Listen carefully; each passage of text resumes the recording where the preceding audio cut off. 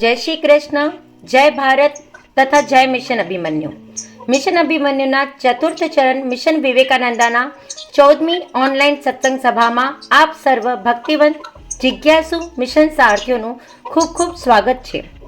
આજની સત્સંગ સભાના મુખ્ય સંયોજક નમિતા માધાણી ગુવાહાટી છે તથા સભાના આધ્યાત્મિક સંવાદના માધ્યમથી જ્ઞાનરૂપી પ્રશિક્ષણ આપવા માટે મુખ્ય પ્રશિક્ષક ભાવનાબેન ભાવાણી રાજનંદગામથી. સભાની મુખ્ય સંચાલક હું ચંચલ નાકરાણી મા અહલ્યાની નગરી ઇન્દોરથી.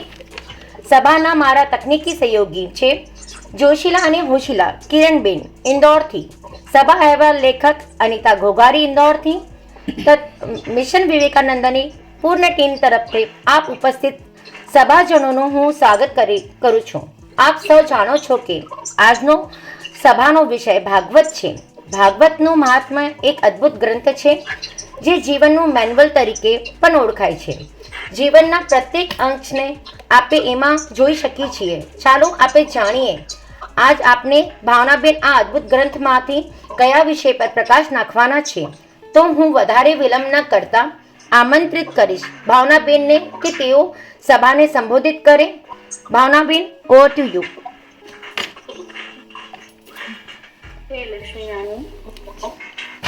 પંચ સૌથી પહેલા છે ને જે અનમ્યુટ છે એમને મ્યુટ કરી દો. હા, બિલકુલ. જે પણ બી અનમ્યુટ રહે એને પ્લીઝ પોતાના માઇકને ઓફ કરી દો ને. ચંચલ ઘણી વખત છે ને જે સભામાં જોઈન થાય છે ને એ લોકોને મ્યુટ કરતા નથી ફાવતો, તો આપણે એડમિન હોઈએ ને તો આપણી પાસે એ પાવર હોય કે આપણે એમને મ્યુટ કરી શકીએ. ઓકે. હા, પછી કોઈ જયાબેન કરીને પ્રેઝન્ટ કરે છે, એમને ફાવતું નથી ડિલીટ કરવાનું. જો તમે કરી શકતા હો તો કોશિશ કરી જુઓ.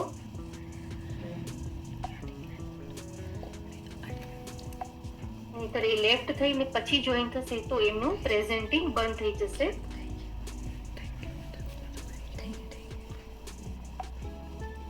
હા બેન, બંધ થઈ ગયું. હા,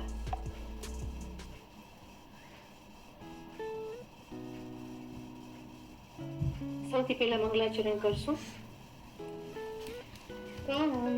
યશ્ય સ્થિતા રાધા શ્રેષ્ઠ યસ્યાસ્તિ વક્ષસી વૃંદાવન વિહારંતં શ્રી કૃષ્ણં હૃદિ ચિંતયે શ્રી કૃષ્ણં હૃદિ ચિંતયે મુખં કરોતિ વાચાલં પંગું લંઘયતે ગિરિં યત્કૃપાતમઃ વંદે પરમાનંદ માધવં પરમાનંદ માધવં. આપ સર્વના હૃદયમાં વિરાજમાન ભગવાન શ્રી હરિને વંદન કરી જય લક્ષ્મી નારાયણ, જય શ્રી કૃષ્ણ, જય ઉમિયામાં, જય ભારત. આ સભા ખરેખર દિવ્ય છે અને આ સભામાં મારા ગુરુ પણ ઉપસ્થિત છે અને મારા મિત્રો પણ ઉપસ્થિત છે. હું બધાનું હૃદયથી સ્વાગત કરું છું અને સહયોગની અપેક્ષા રાખું છું, કારણ કે હું ભાગવત વિશે કાંઈ બોલી શકું એ લેવલમાં તો નથી. હું પોતે એક સ્ટુડન્ટ છું, પણ મને જે સારું લાગે છે એ આપણે બધા સાથે માણવાનું છે અને આપણે બધા સાથે વાતો કરવાની છે કે આપણે શું સમજીએ છીએ ભાગવત પરથી. તો ભાગવતમાં જે ભગવાનનું સ્વરૂપ છે એના વિશે એટલું સરસ ડિટેલમાં આપ્યું છે. અને આમે કહેવાય છે ને કે જે ભાગવતની પારાયણ કરે એ પછી ગમે એવી યોનિમાં ગયું હોય તો પણ એની ગતિ થાય. એટલે ઘણી વખત લોકો કોઈ ગુજરી જાય એની પાછળ ભાગવત બેસાડે છે. મારો એક પ્રશ્ન છે કે શું કોઈ ગુજરી જાય પછી એની પાછળ ભાગવત બેસાડવામાં આવે તો એની તો ચોક્કસ ગતિ થાય જ. Why not? આપણે જ્યારે લિવિંગ થિંગ્સ છીએ, આપણે લિવિંગ પર્સનાલિટીઝ છીએ, ત્યારે આપણે જ ભાગવતને એવી રીતે પીએ અથવા એનું એવી રીતે પાન કરીએ કે આપણે જીવતા જ ભગવાનના ચરણમાં સેવારૂપી મુક્તિને પામીએ તો એ વધારે સારું રહેશે. અને એના માટે જ આપણું આ સેશન છે. જનરલી ભાગવતમાં તો ઘણા બધા પ્રસંગો છે, પણ સૌથી આપણે બેઝિક થી વાત કરીએ તો ભગવાનના સ્વરૂપ વિશે મને એક બહુ જ સરસ જાણવા મળ્યું. કદાચ તમને ખબર હશે, હોઈ શકે. મારો એક જનરલ પ્રશ્ન છે કે ભગવાનના શ્રી વિગ્રહ એટલે ભગવાનના સ્વરૂપ, પછી તમે રામ ભગવાન નામ કયો કે કૃષ્ણ કયો કે કોઈ મા ઉમિયાનું નામ લેશે, કોઈ પણ લક્ષ્મીનારાયણ, કોઈ પણ સ્વરૂપ, એના વિશે અગર આપણે જો ચર્ચા જ કરવી છે, બરાબર, અત્યારે આપણી સભામાં આપણે વાત કરવી હોય, આપણને ઓળખાણ આપવી હોય કે ભગવાન રામ કેવા, ભગવાન કૃષ્ણ કેવા, તો આપણે શું કહેશું એના વિશે? કોઈને જો મારી સાથે વાત કરવી હોય તો મ્યુટ મતલબ અનમ્યુટ થઈને પણ તમે બોલી શકો છો, ટર્ન બાય ટર્ન અને પ્રેમથી. પછી આપણે આગળની વાત લેશું કે ભાગવતજીમાં શું આવે છે. તમને કોઈ પૂછે ભગવાન રામ કેવા, ભગવાન કૃષ્ણ કેવા, લક્ષ્મીનારાયણ ભગવાન કેવા અથવા તો ઉમિયામાં કેવા, તમને 2 મિનિટ કોઈ બોલવાનું કે તો તમે કેવા શબ્દો અથવા ઉપમાઓ એમને આપશો એ મારે સાંભળવું છે. ભગવાન શિવજી કેવા, હે ને? તો આપણે વાતો કરવાની છે. હું કઈ લેક્ચરબાજી કરવા માટે અહીંયા નથી આવી. આપણે વાતો કરશું. કોણ હેન્ડ રેઝ કરે છે? ચંચલ, જો તો જરા. ચંચલ પટેલ સ્વયં, આહા સ્વયમેવ, કૃપયા અનમ્યુટ ભવતુ. દીદી, એમ તો બસ હું એટલું જ કહીશ, વિરાટ સ્વરૂપે જેનો અંત નથી, કારણ કે એનામાં જ આપે બધા હૈ. તો એ એટલા વિરાટ હે કે આપે તો જોઈ નથી શકતા આ નજરૂથી, કારણ કે સ્વયં અર્જુનને પણ દિવ્ય દૃષ્ટિની જરૂર પડી હતી. તો બસ એટલું જ કહીશ કે એનું સ્વરૂપ બહુ મોહક છે ને એટલું પ્રકાશમય કે આપણે આવી દ્રષ્ટિથી નથી જોઈ શકતા. બહુ સરસ, સરસ વિભાવના. અને જુઓ, હું તમને પહેલા જ ક્લિયર કરી દઉં કે સ્પિરિચ્યુઆલિટી ઇઝ અ ફિલ્ડ કે જ્યાં તમે જે પણ ભગવાન વિશે તમે સમજતા હો અથવા તમે જે સત્યનો અનુભવ કર્યો હોય એ સત્ય સ્વીકાર્ય છે. કારણ કે સ્વામીજી કહે છે, પૂજ્ય સ્વામીજી, કે અનંત સંભાવના છે અને કોઈ એક જ મત, વિશિષ્ટાદ્વૈત કે અદ્વૈત કે દ્વૈતાદ્વૈત, એવું કોઈ પણ એક મત ભગવાનને પકડી જ નથી શકતો. અગર જો પકડી લે તો ભગવાનને અનંત કેવી રીતે કહેવાય? તો અહીંયા જેટલા પણ જવાબ આવશે એ સ્વીકાર્ય હશે. કોઈ સાચું છે કે કોઈ ખોટું છે એવું કોઈ ડર રાખવાની જરૂર નથી. તમને લાગે કે તમને શેર કરવું છે તો તમે કરી શકો છો. તમારા બધાના જવાબ આવકાર્ય જ છે. કારણ કે આ પ્રશ્ન છે ને જનરલી ક્યારે આપણી સામે છે ને આપણે ક્યારે વિચાર્યું જ નથી હોતું ઘણી વખત. આમ બેઝિક છે. આના વિશે બસ તમને નથી લાગતું આવો પ્રશ્ન ક્યારે કોઈએ તમને પૂછ્યો હોય?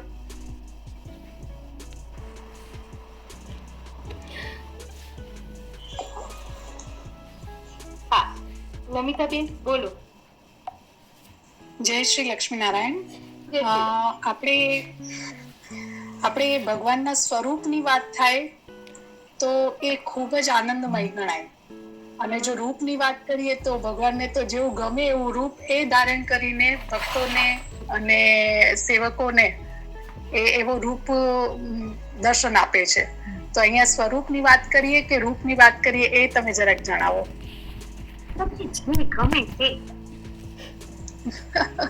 તો ભગવાનનું સ્વરૂપ એટલે આનંદમય, બસ આનંદ આનંદ અને આનંદ. બહુ સરસ, તમે બહુ સરસ શેર કર્યું. અને હા, very good. Manju Patel, please unmute, બોલો. અનમ્યુટ થઈને બોલજો. હા, હું જય લક્ષ્મીનારાયણ. જય લક્ષ્મીનારાયણ. લક્ષ્મીનારાયણ એટલે જેમ વિષ્ણુનું રૂપ તો કઈ ને 4 ચતુર્ભુજ, શાંતાકારમ ભુજગશયનમ, સર્પોના આસન પર બિરાજેલા, શંખ ચક્ર ગદા પદ્મ થી સુશોભિત. તો શંખ આપને શું સૂચન કરે છે? એટલે હા, વિષ્ણુ જેમ ચક્ર પરિવર્તનશીલ है, આપણે હર ટાઈમ આપણે અપડેટ રહેવું પડશે. પરિવર્તન એ જગતનો નિયમ હે. ગદા અને પદ્મ કમલ જેમ જલ કમલવંત થઈને રહેવું આપણે. એમ ચારે એના જે ચતુર્ભુજ જે ચારે હાથમાં છે એના ઉપરથી આપણે રોજ એની પ્રતિમાથી કંઈક લેવાનું છે. લક્ષ્મીજી જે શ્રી સૂક્તમાં બધું ગાયું હોય ભગવાને, એના માથે જે આપણે મળેલું એ એના માથે કમલમાં રહીને અલક્ષ્મી આપણા ઘરમાં ના આવે, મહાલક્ષ્મી શુભ લક્ષ્મી આવે. એ આપણું મેન તો આપણા ઈષ્ટ, હમણાં આપણે જે લક્ષ્મી નારાયણ જઈએ તો એને ઈ સ્વરૂપને એવી દ્રષ્ટિથી જોવાનું. ઓકે, બહુ સરસ એવી ભાવના છે તમારી, ધન્યવાદ. હા, મંજુબેન સરસ વાત કરી લક્ષ્મીના સ્વરૂપ વિશે, કેવી રીતે એ આયુધ્યોમાંથી પ્રેરણા મેળવે છે, કેવી રીતે સ્વરૂપમાંથી બોધ લે છે, એની સરસ વાત કરી. હવે હેન્ડ રેઝ નથી, બરાબર? તો હવે આપણે ભાગવતજી પ્રમાણે થોડુંક સ્વરૂપ વિશે જોઈએ કે ભગવાનનું સ્વરૂપ સચ્ચિદાનંદ છે, સત, ચિત્ત અને આનંદ, જે હંમેશા છે ને છે. અને ભગવાનનું સ્વરૂપ ચૈતન્ય છે, તેજોમય છે. અને આપણે સાંભળ્યું હશે કે ભગવાનના સ્વરૂપમાં ત્યાગ ભાગ નથી. તમને હું એક વાત કહું, આપણે ક્યારે પણ ભગવાનને જોતા હોઈએ તો આપણે એક ડિફરન્સ કરીએ છીએ કે આ નારાયણ છે, આ લક્ષ્મીજી છે. તો ઘણી વખત, તમને નહીં હોય પણ ઘણી વખત ઘણાને હશે કે નારાયણ એટલે પુરુષ હશે, લક્ષ્મીજી એટલે સ્ત્રી સ્વરૂપ હશે. વાસ્તવમાં એવું નથી. ચૈતન્ય સ્વરૂપ છે, તેજોમય સ્વરૂપ છે. સ્ત્રી કે પુરુષના કોઈ પણ ચિહ્ન જેનાથી આપણે ડિફાઇન કરી કે આ સ્ત્રી છે કે આ પુરુષ છે, એવા કોઈ પણ ચિહ્નો ભગવાનના શ્રી વિગ્રહમાં નથી, ભગવાનના શરીરમાં નથી. દિવ્ય તેજોમય દ્વિભુજ મૂળ સ્વરૂપ ભગવાનનું દ્વિભુજ છે. દ્વિભુજ એટલે બે હાથ વાળું સ્વરૂપ. ચતુર્ભુજ, તમે કહેશો કોઈ કે ચતુર્ભુજ છે, અષ્ટભુજ છે, સહસ્ત્રભુજ છે, એનું કેમ સમજવું? તો ભગવાન આપણા કરતા અલગ છે, આપણા કરતા પાવરફુલ છે, આપણા કરતા સુપેરિયર છે, એ બતાવવા માટે આ બધા પ્રતીકોનો સહારો લેવામાં આવે છે. વાસ્તવમાં મૂળ પરમાત્મા જ્યારે સ્વરાટ થતા વિરાજમાન હોય, જ્યારે બધી શક્તિઓ એના સ્વરૂપમાં લીન હોય, ત્યારે દ્વિભુજ છે. અને આપણે જેમ આંખોથી જોઈએ છીએ ને, બરાબર, આપણને એમ કહેશે કે તમે હાથથી જુઓ, તમે પગથી જુઓ, તમને એમ લાગશે કેવું બકવાસ કરી રહ્યા છે, કોઈ દિવસ હાથ પગથી જોઈ શકાય? પણ ભગવાનના શ્રી વિગ્રહમાં આ પોસિબલ છે. ભગવાન સંપૂર્ણ સ્વરૂપ પૂર્ણ કામ છે. એટલે જેમ આપણામાં ટુકડા ટુકડા હોય ને કે આંખો ફક્ત જોવાનું જ કામ કરે, કાન ફક્ત સાંભળવાનું જ કામ કરે, હાથ હોય તો એ અમુક જ કામ કરી શકે, પગ અમુક કામ કરી શકે, આપણામાં લિમિટેશન્સ હોય ને, એમ ભગવાનના સ્વરૂપમાં લિમિટેશન્સ નથી. એટલે પ્રેક્ટિકલી બી આપણે માણવાનું છે. ઘણી વખત જ્યારે આપણે મંદિરે જતા હોઈએ ત્યારે આપણામાંથી અમુકને ટેવ હશે ભગવાનની આંખોમાં આંખો પરાવીને દર્શન કરવાની. બહુ સરસ ટેવ છે આંખોમાંથી આંખો ઉર્જા લેવાની. ઘણી વખત કોઈ વિગ્રહ એવું હોય જેની આંખો આપણી આંખોથી ન મળી શકે એમ હોય તો ઘણી વખત ભક્તો ઉદાસ થઈ જાય, આઈ કોન્ટેક્ટ ના થયો. પણ એવું નથી, આઈ કોન્ટેક્ટ છે ને છે, કારણ કે એમની આંખો પણ એટલી બધી દિવ્ય છે. સ્વરૂપગત બહુ જ દિવ્ય છે ભગવાન. અને લૌકિકતાની દ્રષ્ટિએ આમ તો અલૌકિક મૂર્તિ છે, પણ છતાંય તમને લૌકિક શબ્દોથી વર્ણન કરું તો એના જેવી સુંદર આંખોના કોઈની નથી. એની આંખોમાં જે પ્રેમ છે, જે માસુમિયત છે, જે કરુણા છે, કોઈ વર્ડ્સ જ નથી એના માટે. એ જ એના જેવા એક જ છે. ન તત્સમઃ અધિકશ્ચ દૃશ્યતે. શ્રુતિઓ એવું કે છે એના સમાન કોઈ નથી, એનાથી અધિક કોઈ નથી. બસ આટલું જ. એ જે માસુમિયત મતલબ નિર્દોષપણું એ બસ એનામાં જ છે અને અદ્વિતીય છે. હા, હેન્ડ રેઝ કર્યો છે પાર્વતીબેન, તમે કઈ કહેવા માંગો છો? અમસ્તા થઈ ગયો છે મારા ખ્યાલથી. સારું, તો એક તો આ રીતે ભગવાનના સ્વરૂપને પીવાનું છે કે ઘણી વખત છે ને આપણે જ્યારે શરીર ભાવથી મુક્ત ના થયા હોઈએ ને તો ભગવાનને પુરુષ સમજતા હોય, એ રીતે પ્રેમ કરતા હોય. પ્રેમ એવી કક્ષાએ કરવાનો છે જે ક્યારે મરે નહીં, જે ક્યારે મટે નહીં, કોઈ પણ સંજોગ કે કોઈ પણ પરિસ્થિતિમાં એવો ને એવો એવર ફ્રેશ પ્રેમ. તો એ બસ અને બસ આત્માની ભૂમિકા જ કરી શકાય. કેવી રીતે? જો આપણે પોતાને કદાચ આપણે એમ થાય કે ગોપીઓ અને શ્રી કૃષ્ણ, આપણે એવું લઈએ ને ઘણી વખત ઉદાહરણ કે આપણે ગોપીઓના સ્થાને પોતાને માનતા હોઈએ અને કૃષ્ણને પ્રિયતમ માનતા હોઈએ, તો પણ તમે જુઓ ને એમાં બે તત્વ થઈ ગયા. વાસ્તવમાં ગોપીઓ શ્રી કૃષ્ણથી અલગ જ ક્યાં હતી? નહોતી.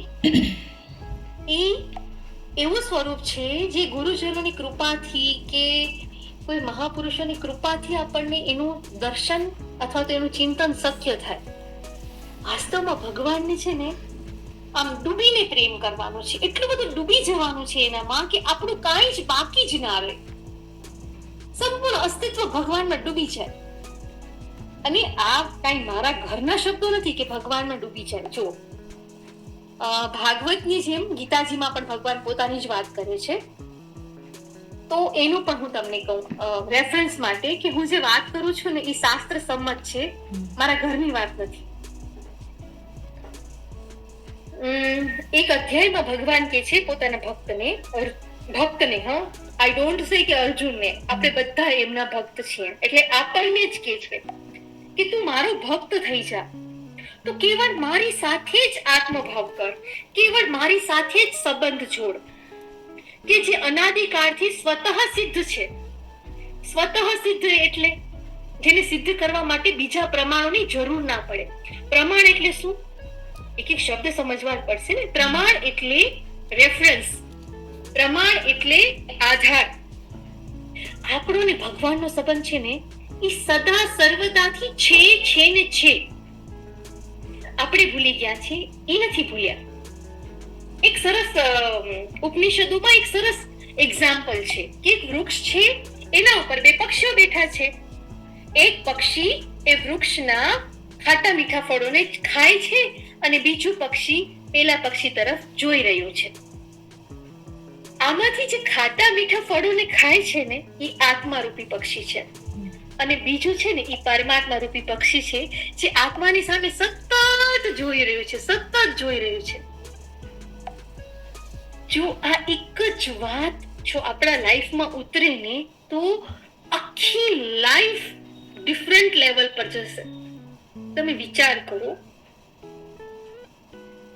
આપણે જ્યારે ડરીએ છીએ ત્યારે શા માટે ડરીએ છીએ? કોઈ પણ પરિસ્થિતિ, કોઈ પણ વસ્તુ આપણને શા માટે ડરાવે છે? કારણ કે આપણને ક્યાંક એવું લાગે છે કે હું એકલો છું, હું એકલી છું. આ વસ્તુથી ડર લાગે ને. પણ જ્યારે ખબર પડે કે જે પરમ તત્વરૂપી પક્ષી સતત એવરી ટાઈમ કન્ટિન્યુઅસલી આત્માની સામે જોઈ જ રહ્યું છે. આત્મા શું કરશે?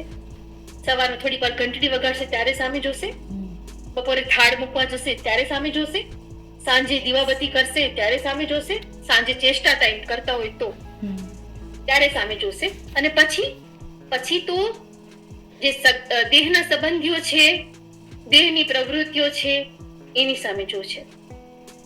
એની સામે જોઈ છે, જે સતત જોઈ રહ્યા છે સામે કન્ટિન્યુઅસલી, એ પરમ તત્વ સામે કેટલા જોવે છે. અને જે જોવે છે ને એને પછી નથી શરીર બંધન કરી શકતું, નથી શરીરના સંબંધીઓ બંધન કરી શકતા, નથી કોઈ પ્રવૃત્તિ બંધન કરી શકતી, કારણ કે એક દ્રષ્ટિ સતત ભગવાન તરફ હોય છે.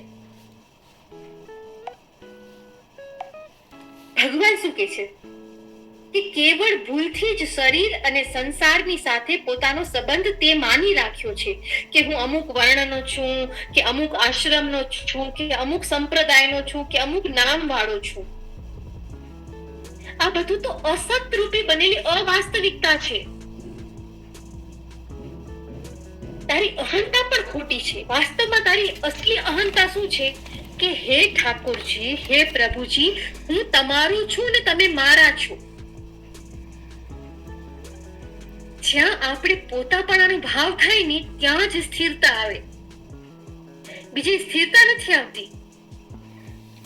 જે પોતાના મનાય ને એના માટે બધું જ કરી શકવા આપણે સમર્થ છીએ. ભાગવતજી નું પાન કરવું એટલે શું ખબર છે? 7 દિવસની ભાગવત સાંભળો તમે ક્યાંક બેઠી હોય કોઈ વક્તાના મુખારવિંદથી, બહુ સારી વાત છે. પણ મારું માનો ને, તમે પ્લીઝ ઓથેન્ટિક શાસ્ત્રો ઘરમાં વસાવો. જેમ કે ગીતા પ્રેસ ગોરખપુરના શાસ્ત્રો ઓથેન્ટિક કહેવાય છે, એ ઘરમાં વસાવો.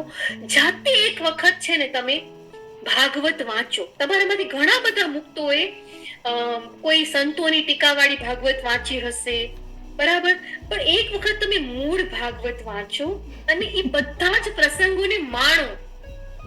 માણવાનું કહું છું, એને તમે જીવો. કારણ કે આપણે ક્યારે છે ને કથા સાંભળીએ છીએ ને ત્યારે આપણે થર્ડ પર્સન થઈ જઈએ છીએ.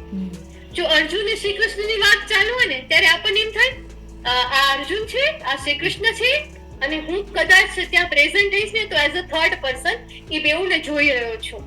એમની વચ્ચે શું સંવાદ થાય છે. પેલી દ્રૌપદી કોઈ બીજી છે, પેલા શ્રી કૃષ્ણ બીજા છે, અને હું થર્ડ પર્સન દ્રષ્ટા છું. એવી રીતે નથી કરવાનું. તમે જાતે જ ક્યારેક દ્રૌપદીને ફીલ કરો, તમે જાતે જ અર્જુનને ફીલ કરો, તો થશે શું ખબર છે? આજકાલ જે બધા શબ્દો છે ને, સ્ટ્રેસ બહુ થાય છે, ડિપ્રેશન્સ આવી જાય છે, આમ થાય તેમ થાય, બધું ડિલીટ થઈ જશે. ગમે એવી મોટી પ્રોબ્લેમ આવશે ને, તમે એને સરળતાથી પાર કરી જશો. કારણ કે તમે વિઝ્યુલાઇઝ કર્યું છે હરેક સિચ્યુએશનને.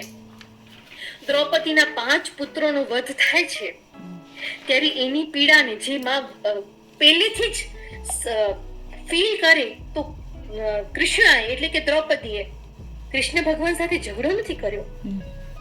આપણે આ ફીલ કર્યું હોય તો આપણા 3 સંતાન હોય કે 4 સંતાન હોય કે 5 સંતાન હોય, એક સાથે એક જ રાત્રે એનું મરણ થઈ જાય, તો આપણામાંથી કેટલા લોકો આસ્તિક રહી શકશે? પ્રશ્નાર્થ ચિહ્ન. આ જો તમે પીધું હશે પ્રસંગ, દ્રૌપદીજીની વાત ફક્ત સાંભળવાની નથી ઉપર છેલ્લા મને, એની જીવવાની છે. જો તમે વિઝ્યુલાઇઝ કર્યું હશે, ભગવાનમાં સાચો પ્રેમ હશે ને, તો આ દેહનું ગમે તે થાય, આ દેહના સંબંધોનું ગમે તે થાય, 1% પણ તમારા પ્રેમમાં કમી નહીં આવે. નહીતર તો આવું બોલવા વાળા માટે પણ તમને નફરત થશે કે કોઈ મારા પરિવાર વિશે આવું નેગેટિવ કેમ બોલી શકે છે. બેન, સત્સંગ કરાવવો હોય તો કરાવો ને, આ બધી માથાકૂટ શેની કરો છો? ધીસ ઇઝ નોટ માથાકૂટ, ધીસ ઇઝ રિયાલિટી. ગીતામાં જ ભગવાન કહે છે કે મારું કરેલું વિધાન ચાહે શરીરને અનુકૂળ હોય ચાહે પ્રતિકૂળ હોય, મારા વિધાનથી કોઈ ઘટના ઘટે તો એને મારું આપેલું પ્રસાદ માનીને પરમ પ્રસન્ન રહેવું. જો મનથી પ્રતિકૂળમાં પ્રતિકૂળ ઘટના બને તો પણ મારી વિશેષ કૃપા માનવી જોઈએ, કેમ કે એ ઘટનામાં, એ જે ઘટના ઘટે છે એમાં મારી સંમતિ છે એટલે ઘટે છે, હું કરતા છું એટલે ઘટે છે.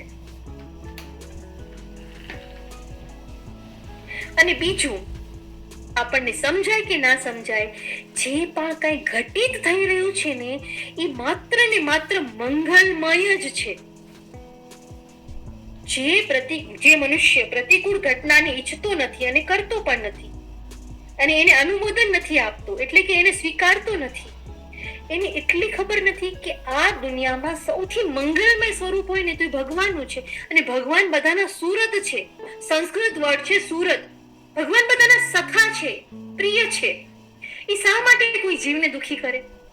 એક આ દુનિયાની માં હોય ને, માં, એ પણ પોતાના બાળકને ક્યારેય દુખી થાય ને એવું સપનામાં પણ નથી ચાહતી. તો પરમાત્મા તો તમે જે ગણો ઈ છે, આપણા માવતર છે, આપણા સખા છે, જે સંબંધ તમને લગાડવો હોય એ તમે પરમ તત્વોની સાથે જોઈન કરી શકો છો. છતાં પણ એ બધા સંબંધો કરતા પણ એમનો પ્રેમ વિશેષ છે, જે આપણા મન બુદ્ધિ ચિત્ત અહંકારની અંદર એનો પ્રેમ બેસી નહીં શકે, એટલો અગાધ પ્રેમ છે. તો એ શા માટે આપણું ખરાબ કરશે? તો ભાગવતનું પાન થવું જોઈએ. ભાગવતની ક્યાંક કથા બેઠી હોય 7 દિવસ ને આપણે સાંભળી આવીને પછી વિચારીએ મારો મોક્ષ થવો જોઈએ. No my dear, this is not the way that you understood. આ રસ્તો નથી. આપણા ડે ટુ ડે લાઈફમાં જે પણ કંઈ આપણી સાથે થાય છે એ મારા પ્રિયતમ પરમ પ્રિય પરમાત્માની ઈચ્છાથી થઈ રહ્યું છે, એના અનુમોદનથી, એની સંમતિથી થઈ રહ્યું છે. મને ખબર છે આ વાત કેવી જેટલું સહેલી છે ને કહેવામાં, એટલી કદાચ જીવવામાં સહેલી નથી.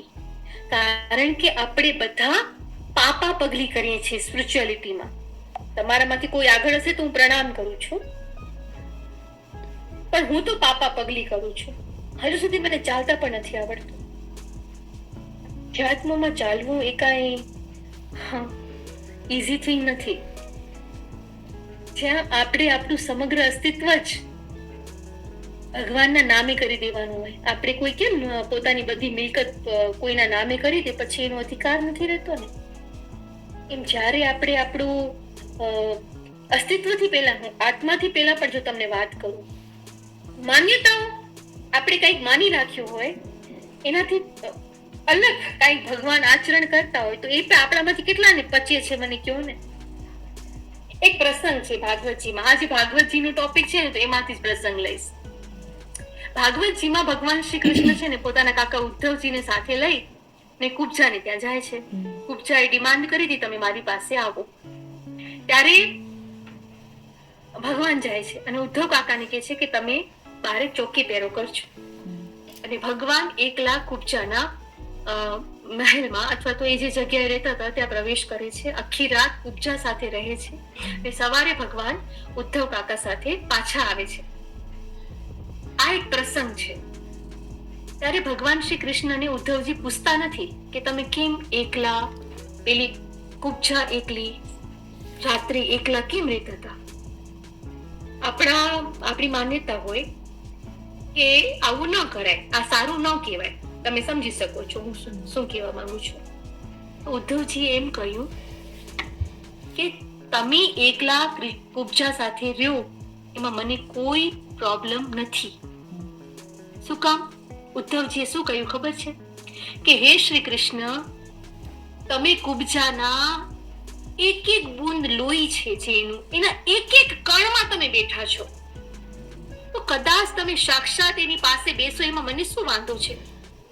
તમારા વગર તો આ દુનિયાનું એક કણ પણ નથી. તો તમે ભગવાન છો ને તમે કદાચ એની સાથે વિહાર પણ કરો તો મને એમાં કોઈ દોષ દેખાતો નથી. અને આપણી આ ભાગવતજીમાં અમુક ચરિત્રો હોય ને તો આપણે વાંચતા હોય ને એટલે જ તમને વાંચવાનું કહું છું કે પ્યોર ભાગવત વાંચો. અગર આપણે વાંચીએ તો આપણું પોસ્ટમોર્ટમ થઈ જાય કે આપણા હૃદયમાં કેટલી વિષય વાસનાઓ છે. આપણે તરત વિચારીએ કે કુબજા એકલી, કૃષ્ણ એકલા, તો ત્યાં આવું જ સંસારનું કંઈક ચાલતું હશે. આપણે એવું ના વિચારી શકીએ કે એ કૃષ્ણ કેટલા દિવ્ય છે, એના સ્પર્શથી વિષય ઉડી જાય તો શું ત્યાં તેઓ બે સત્સંગ કરી રહ્યા હોય આખી રાત? એ શું પોસિબલ નથી? આને કહેવાય માન્યતા, આપણી લૌકિક માન્યતા, આપણું લિમિટેડ વિઝન. કે ભગવાનને પણ આપણે આપણી જેવા સમજીએ છીએ. મેં શરૂઆતમાં જ તમને એક વાત કરી હતી ને કે ભગવાનમાં સ્ત્રી પુરુષના કોઈ ચિહ્નો જ નથી, કોઈ ચિહ્નો જ નથી. ભગવાનના સ્વરૂપમાં ભોગ વૃત્તિ, જે આપણે સંસારમાં સંતાન ઉત્પત્તિ માટે જે ભોગ વિચારીએ છીએ એવી કોઈ ભોગની શક્યતા જ ભગવાનના સ્વરૂપમાં નથી. આપણને ભગવાને આ બધા મૂત્ર દ્વાર કે પછી સંડાસને જગ્યા શા માટે બનાવી છે કે આપણા જીવનનો વિકાસ થાય.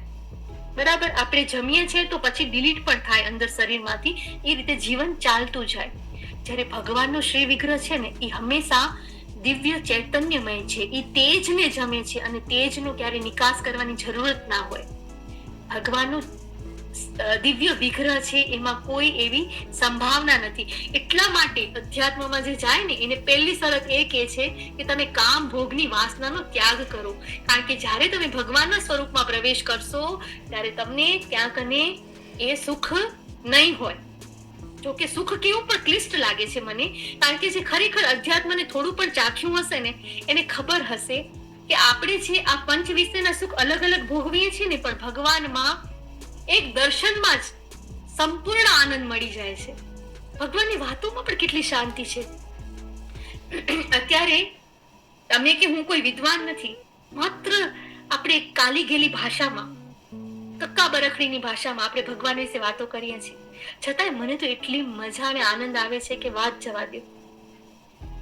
તો તમે વિચાર કરો, જે ખરેખર ભગવાનને પીધા હોય, જેને ખરેખર ભગવાનને માણ્યા હોય, એ જે આનંદ પરમ તત્વનું બ્રહ્માનંદ, એ કેટલું મધુર હશે.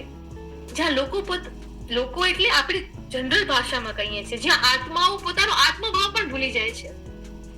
ગોપીઓ પોતાનો હું ગોપી છું એ ભાવ પણ ભૂલી ગઈ હતી, અને એક સમયે પોતાનું અસ્તિત્વ ભૂલીને હું જ કૃષ્ણ છું, ભાગવતજી ખોલજો, એમાં આવે છે હું જ કૃષ્ણ છું, હું જ કૃષ્ણ છું. એની એવું તદાત્મપણું ભગવાનમાં થઈ ગયું. આપણી મંજિલ આ છે, ભગવાનમાં તદાત્મપણું થાય. પણ એનાથી પહેલા આપણે આપણો દેહ ભાવ છોડવો પડશે, અને ભગવાનનું કર્તૃત્વ, એટલે ભગવાન જે પણ કાંઈ કરે છે મારા માટે, આપણા બધા માટે મંગલમય છે, એનું હરેક વિધાન આપણા માટે મંગલમય છે. એ રીતે શાસ્ત્રોનો અભ્યાસ, અધ્યયન અને પાન થવું જોઈએ. આ દ્રષ્ટિએ ભાગવતજીને પીવાના છે. મારે આ એક વિઝન તમારી સમક્ષ મૂકવું હતું. હવે આના ઉપર કોઈને પ્રશ્ન કરવો હોય કે પોતાના વિચારો શેર કરવા હોય તો કરી શકે છે. ઓપન મંચ છે. જય લક્ષ્મીનારાયણ. જય લક્ષ્મીનારાયણ બેન, બહુ સરસ. તમે જે અમે આજ સુધી નથી જાણતા હતા એ બી પોઈન્ટ્સ સામે લઈ આવ્યા, જેનાથી અમે જાણી ને એના ઉપર વિચારને મંથન કરી ને ભાગવતને નવી રીતે સમજવાની કોશિશ કરી. હવે કોઈ જેને બી પ્રશ્ન પૂછવા હોય તો પ્લીઝ હેન્ડ રેઝ કરજો.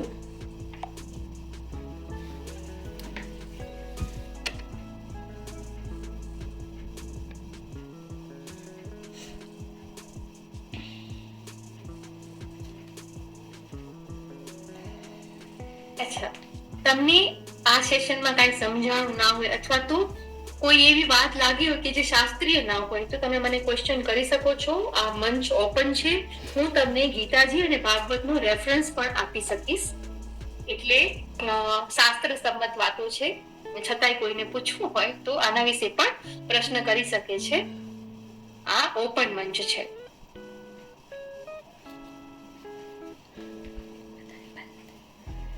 અને ભાવનાબેન, અમને હજી થોડું સહેલું થોડુંક સમજાવો ને, હજી બરોબર સમજાણો હજી વધારે સહેલું તો તમે જ કરી શકશો. કરો. ના ના ના, તમે કરો પ્લીઝ, કૃપયા વધતું.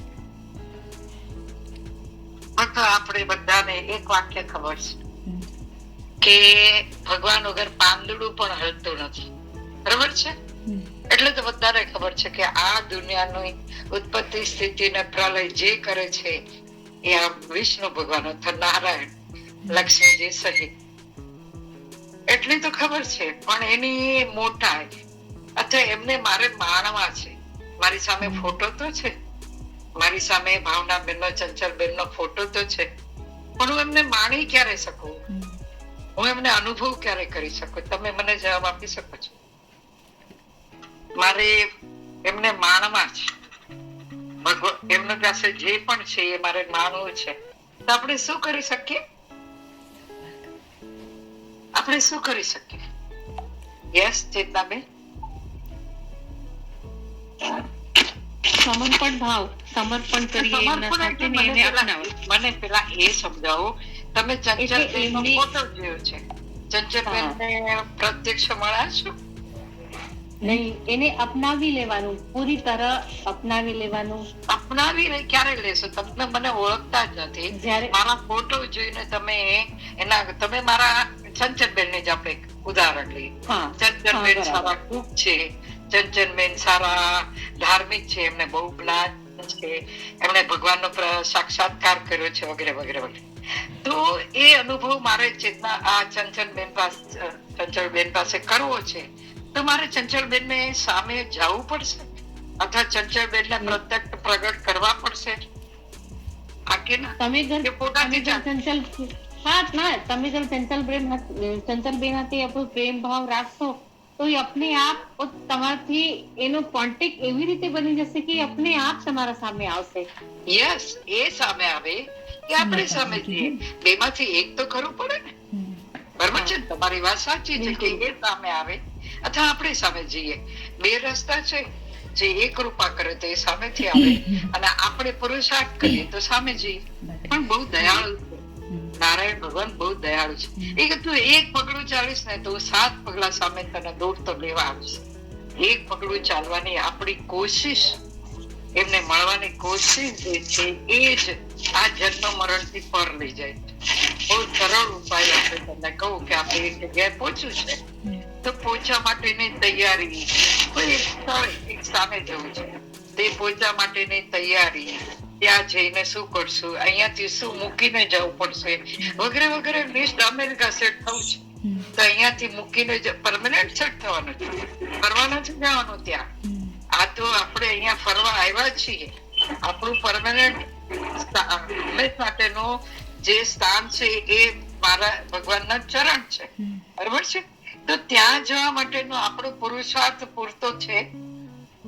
પોતે પોતાના જીવને પૂછીએ કે એમને મેળવવા માટે. આ તો દુનિયાની સામાન્ય વ્યક્તિને જો એની મોટાઈ જાણીને એની પાસે જવું ને તો કેટલું બધું કરવું પડે, ત્યારે માંડ આપણે એની પાસે પહોંચીએ. આ તો સૃષ્ટિના સર્જનાર, એની પાસે હંમેશ માટે રહેવું છે.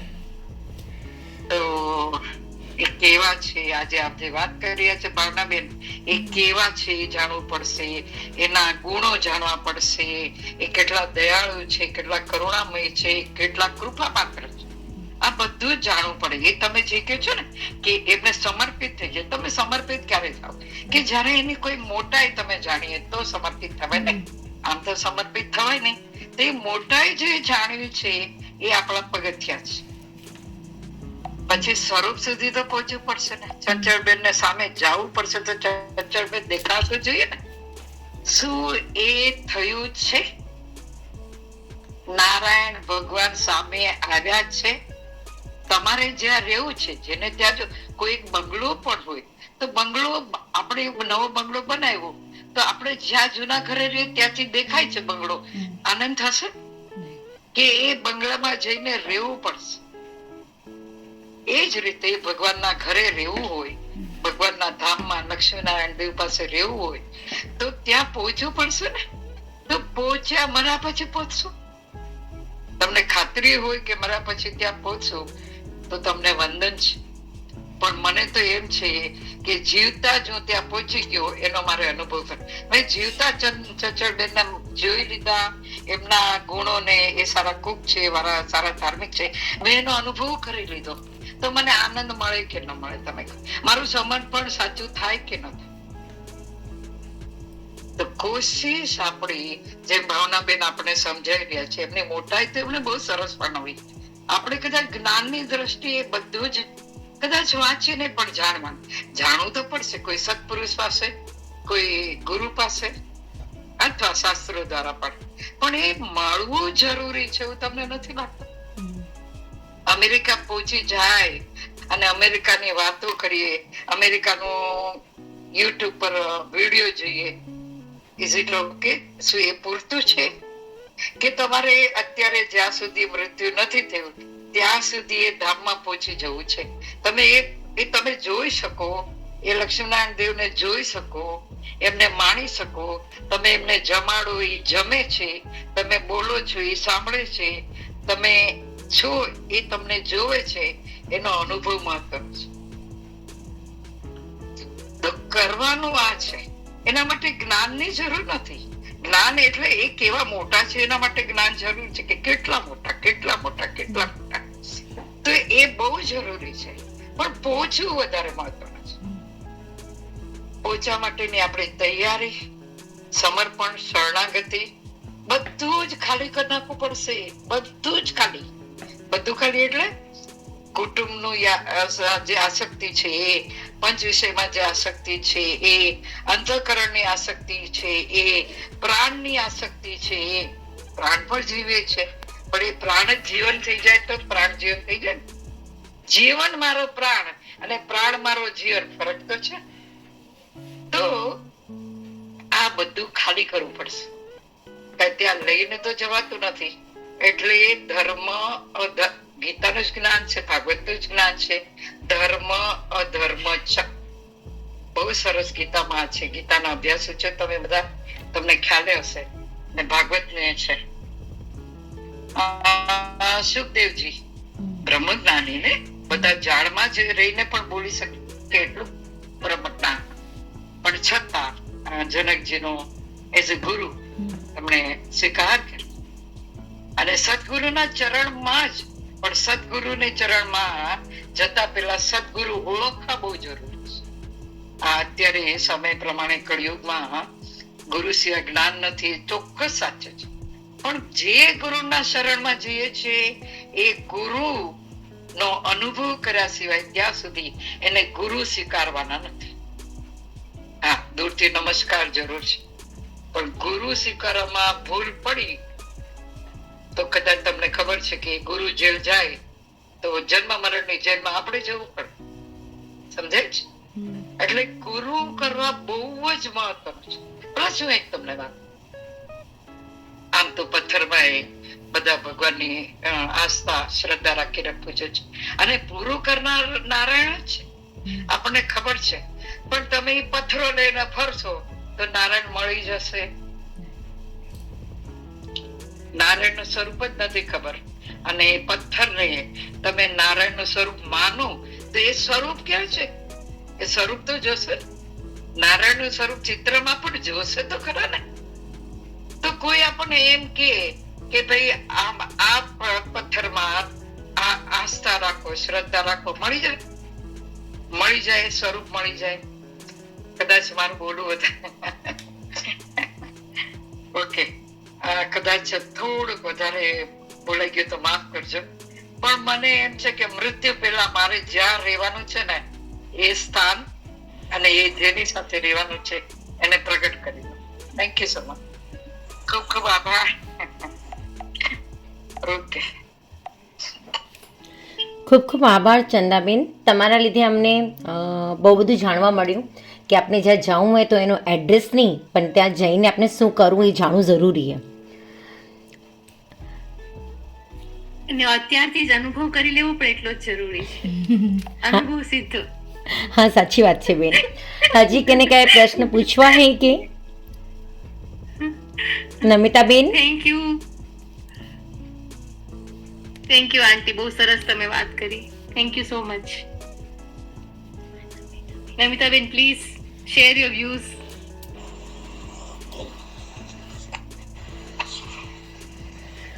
હું તો નિશબ્દ થઈ જાઉં જ્યારે પણ ચંદાબેન અને તમને સાંભળું ત્યારે. તો એટલે શબ્દો ના મળે, મને એમ થાય કે હું શું બોલું. કે સાગરના સામે તળાવનું કોઈ અસ્તિત્વ નથી એવું લાગે મને. એટલે પણ તમારા બેયનો ખૂબ ખૂબ આભાર. ચંચલબેનનો પણ ખૂબ આભાર કે તેઓ મીડિયમ બને છે અમને બધાને જોડવા માટે, અને આવી રીતે જ જ્ઞાન પીરસતા રહેજો. Thank you. નમિતાબેન, આપણે બધા સહજાનંદ સિંધુના એક ગુંદ માત્ર છીએ, અને એ સિંધુમાં જ ભળવાનું લક્ષ્ય છે. અત્યારે જ ભળી જવું છે. આપણે બધા સમાન છીએ, બરાબર છે? એટલે ધન્યવાદ. સાચી વાત.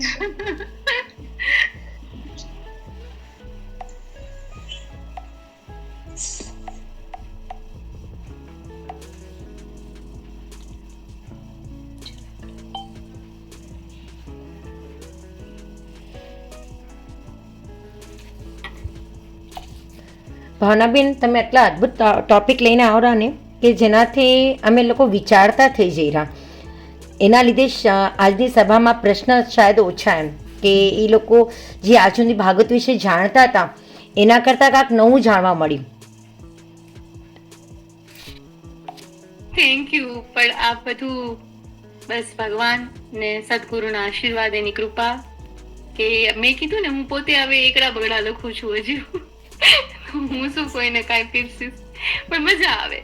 એકડા બગડામાં રમીએ છીએ ને એમાં ભગવાનની કૃપાથી ને ગુરુદેવની કૃપાથી રમવાની બહુ મજા આવે. ના, સાચી એમાં વાત. આંટી જેવા સાથ હોય, તમારા બધાનો સાથ હોય, આંટી જેવાનો સાથ હોય, એટલે બહુ જ આનંદ આવે. ના, સાચી વાત બધાને છે. જે સાચી વાત છે કે આનંદ તો બાળપણમાં છે ને યથાર્થી જીવનમાં પણ ને આધ્યાત્મિક જીવનમાં પણ. કારણ કે લાડકોડ તો આપણે એનાથી જ જોઈએ ને મોટા છે. હા. પૂરું કરશું ચંચળ? હા,